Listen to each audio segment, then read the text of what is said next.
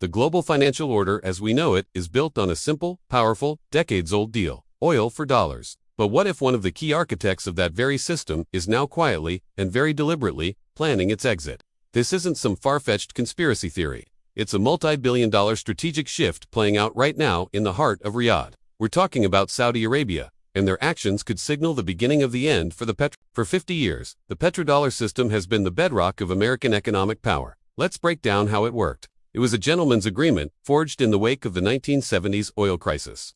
Saudi Arabia, the world's swing producer of oil, agreed to do two crucial things. First, price all of its oil exports exclusively in US dollars. Second, take the massive profits from that oil, the petrodollars, and reinvest them back into the United States, primarily by buying U.S. Treasury bonds and other American assets. In return, the kingdom received unparalleled American military protection, advanced technology, and a powerful seat at the geopolitical table. This arrangement was a win-win, but the biggest winner was the U.S. dollar. It created a perpetual, global demand for dollars.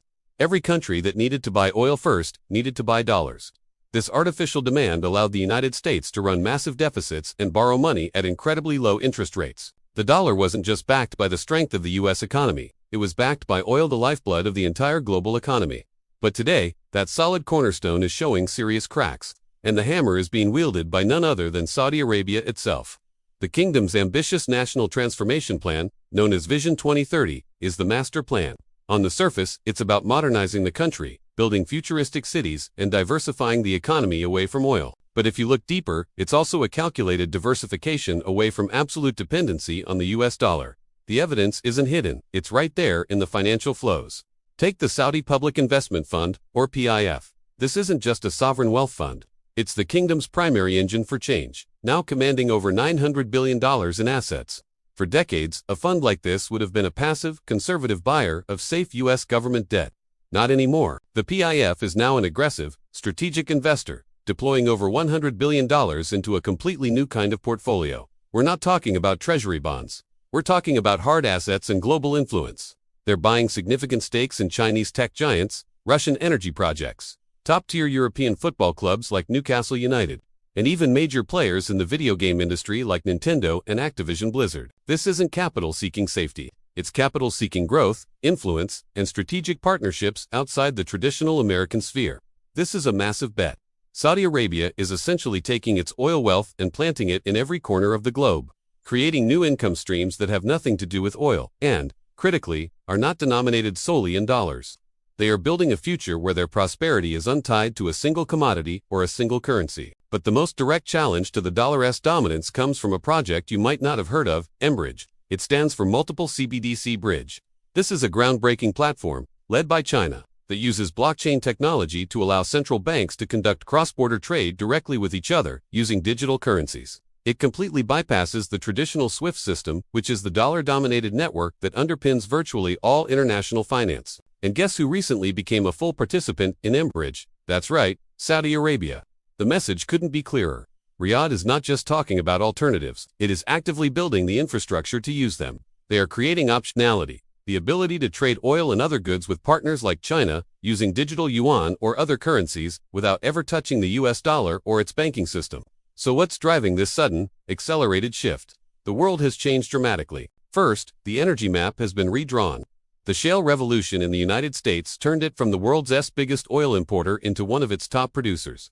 America is no longer Saudi Arabia's most important customer. In many ways, it's now a major competitor on the global energy market.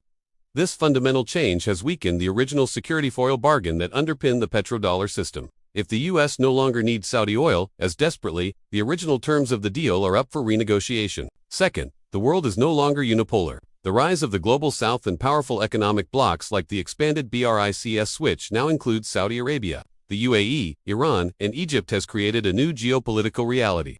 These nations, led by China and Russia, are actively building alternative financial systems that are not reliant on the West. For Saudi Arabia, this means new, powerful partners who are eager to trade in their own currencies, and do want to attach the same political strings that often come with aligning with Washington. Think about it from their perspective.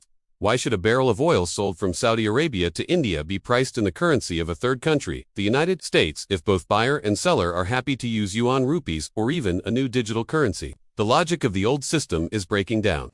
and the kingdom has already publicly stated that it is open to discussing oil sales in currencies other than the dollar. So, is the petrodollar really dying? The answer is complex. It's not dying with a sudden bang. A complete, overnight collapse would be a financial apocalypse that would hurt everyone, including the Saudis, who still hold hundreds of billions in dollar-denominated assets. That's not the goal. What we are witnessing is a slow, strategic, and managed decline. A gradual erosion of the dollar's monopoly. We are transitioning from a unipolar currency world to a multipolar one, a world where the US dollar will have to share the global stage with the euro, the digital yuan, and potentially other commodity-backed regional currencies. What does this mean for the average person and for the global economy? For the United States, it likely means a future with higher inflation and more expensive government borrowing. The exorbitant privilege of being the world's reserve currency, which allowed the US to finance its spending cheaply, will diminish. For the rest of the world, it could mean more financial volatility in the short term as the system readjusts. For investors, the old playbook of when in doubt, buy dollars is becoming obsolete. Diversification not just in stocks and bonds, but in currencies and geographies will become more critical than ever. The era of a single global currency, backed by black gold, is fading into the past. In its place, a new, more complex, and more fragmented financial world is being built. And one of the chief architects of this new world is the very nation that helped lay the first cornerstone of the old one. Saudi Arabia's $100 billion bet isn't just about finding new income after oil. It's a strategic hedge against a future where the dollar is no longer the only king. It's a declaration that the next 50 years of global finance will look very different from the last. Thanks for watching. If you found this breakdown insightful, be sure to like this video and subscribe to the channel for more deep dives into the forces shaping our world. See you next time.